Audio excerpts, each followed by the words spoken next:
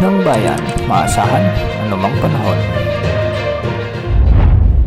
Magandang araw po sa ating lahat. Narito ang update sa lagi ng panahon ngayong araw ng Miyerkules, September 11, 2024.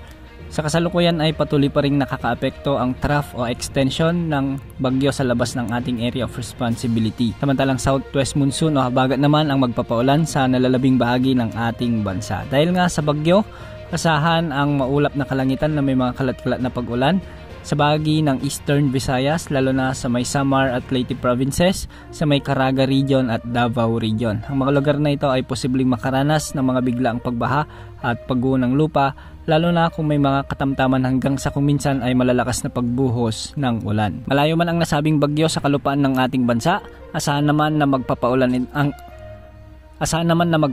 ang trough nito sa malaking bahagi ng bansa sa susunod na araw, lalo na kung ito ay nasa silangan na ng Luzon na siyang maghihila ng habagat sa mga susunod na araw. Samantala sa Metro Manila at nalalabing bahagi ng bansa, asahan naman ang bahagyang maulap hanggang sa maulap na kalangitan na may mga kalat-kalat na pagulan at pagkidlat pagkulog, dulot pa rin ng umiiral na southwest monsoon o habagat.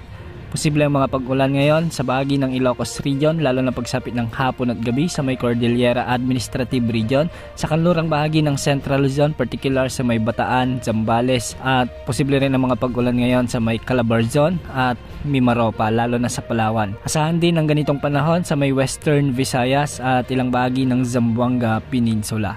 Ang mga lugar na ito posible ring makaranas ng mga biglaang pagbaha at pagguho ng lupa, lalo na kung may mga severe thunderstorms. Samantala para sa bagyo naman na monitor natin, huli itong namatan ng Pag-asa sa silangan ng Eastern Visayas.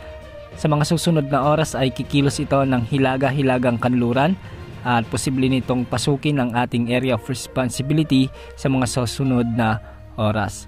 Kung sakaling pumasok ito, papangalanan ito ng Pag-asa bilang bagyong Ferdy, ang pang-anim na bagyong pumasok sa ating area of responsibility ngayong 2024. Sa mga susunod na araw ay kikilos pa rin ito ng hilagang kanluran, ngunit hindi naman inaasahang tatama o maglalandfall sa anumang bahagi ng ating bansa. Nakikita naman sa forecast na palalakasin nito ang habagat o southwest monsoon na siya magdadala ng mga pag-ulan sa bahagi ng western section ng Mindanao at Visayas, at sa kalaunan ay magpapaulan na rin ito sa bahagi ng Southern Luzon at Central Luzon.